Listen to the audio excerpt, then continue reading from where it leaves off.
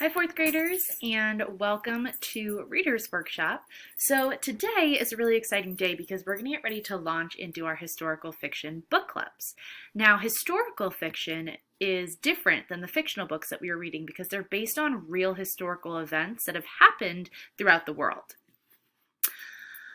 We're going to be reading a lot of exciting stories as we go along, and these stories are really filled with many things that many of us will never face in real life. However, some people really have faced these issues. So we need to make sure we're being sensitive to those issues that have happened in this world. Today, I want to show you that at the very start of our historical fiction stories, readers really pay attention to the mood and the atmosphere of the places that their stories are set in. A historical fiction story will never really say, "This shows you a sign of hope," or "this shows you that trouble is brewing." They're not just going to come out and tell you that. Instead, you as a reader really need to kind of assemble those clues and those facts to try to figure out what place this is and what time period this is. So just like when you became active readers during our fictional book clubs, you need to be active readers of historical fiction as well. And specifically today, you need to take note of the setting in your historical fiction books because it is essential to the different types of stories you're going to be reading.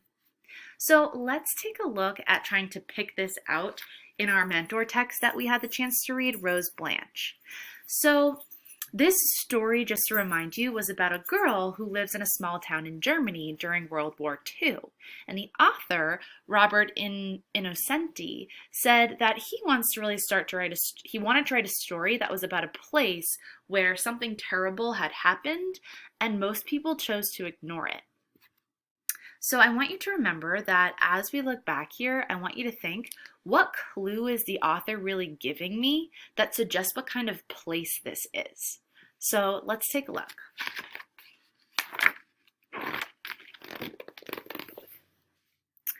My name is Rose Blanche. I live in a small town in Germany with narrow streets, old fountains, and tall houses with pigeons on the roofs. One day, the first truck arrived, and many men left. They were dressed as soldiers. Winter was beginning. Okay, so take a second to think here. What kind of clues is the author really giving me to suggest what kind of place this is? Take a second to pause the video and then press play when you're thinking about what kind of place this is. Okay, welcome back. So I'm definitely reading that this is a small town in Germany and that there are narrow streets and old fountains and tall houses with pigeons on the roof. And it really sounds like a quiet or almost peaceful town. But do you notice that trouble is brewing? I think that I can definitely tell from the picture, but I want you to really think about the words themselves. So I'm going to read the next page, keeping in mind, do I notice any trouble brewing here? Let's take a look. Now the trucks follow each other to the school windows. They're full of soldiers that we don't know, but they wink at us. They drive tanks that make sparks on the cobblestones. They're so noisy, and they smell like diesel oil.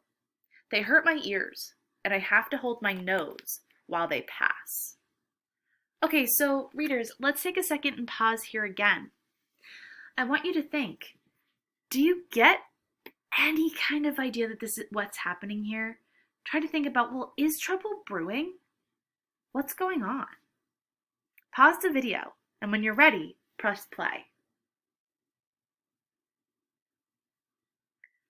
Okay, welcome back. So yeah, some things that I was thinking of was that Rose Blanche is saying that it's starting to really become a place that's full of trucks and soldiers who wink, right? And she's saying that, you know, they're still soldiers, even though they wink at you and like make you think they're friendly. And they drive trucks and tanks. And instead of birds, she's saying that you smell diesel fuel and it doesn't smell good. So like things are trying to change. So readers, I'm starting to get the idea that this is kind of becoming part of a war. So, readers, as you get started on exploring your new historical fiction books today, I really want you to remember that readers of historical fiction read analytically, and they study the parts that clue them into the facts, the feelings, or the setting.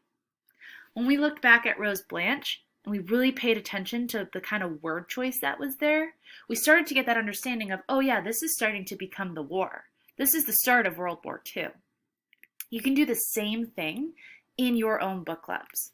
And when you do that, I want you to ask yourself, what clues is the author giving me to suggest that setting?